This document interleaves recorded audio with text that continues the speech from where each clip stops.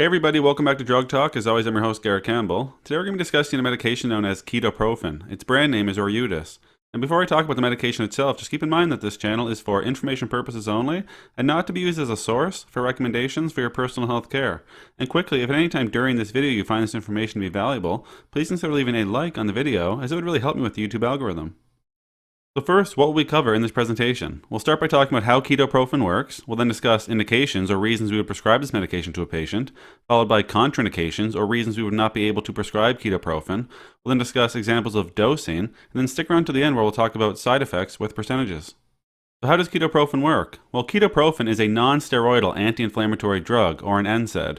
The anti-inflammatory effect is related to its ability to inhibit prostaglandin and leukotriene synthesis.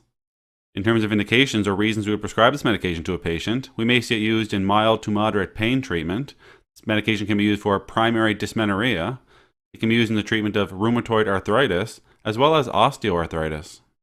With respect to contraindications or reasons we would not be able to prescribe ketoprofen, we wouldn't give this medication to a patient who had a hypersensitivity to ketoprofen or any other component of the formulation.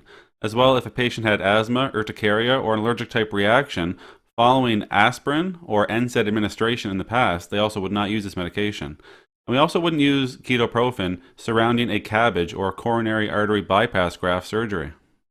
Note about dosing with ketoprofen. So in the treatment of mild to moderate pain, we would typically see 25 to 50 milligrams orally every 6 to 8 hours as needed. The maximum dose would be 300 milligrams per day, again given in divided doses. Using it to treat rheumatoid or osteoarthritis, if they're using the immediate release formulation, we may see 75 milligrams orally 3 times daily or 50 milligrams 4 times daily. For the extended release formulation, we may see 200 milligrams orally once daily. Now, as with all medications, there are some side effects or adverse reactions that patients may experience while using ketoprofen, so we'll go over some of those here now. Up to 3% of patients may experience a rash, while 2% may experience edema. 3 to 9% may experience abdominal pain, and constipation may happen 3 to 9% of the time. Diarrhea may happen 3 to 9% of the time, as well as flatulence. Indigestion may happen 11% of the time, and 3 to 9% of patients may experience nausea. Up to 15% may see an increase in their liver function test, and 3 to 9% may experience CNS depression.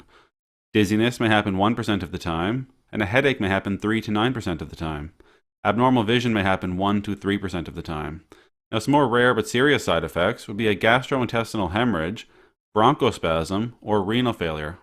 That's all we're going to talk about today with ketoprofen or Orudis. As always, I'm very thankful you took the time to come by and watch one of my videos. If you found the information valuable and you'd like to help grow this channel, you can like the videos, share the videos, or most importantly, subscribe to the YouTube channel. There's also some links in the description you can check out as well. That's it for today.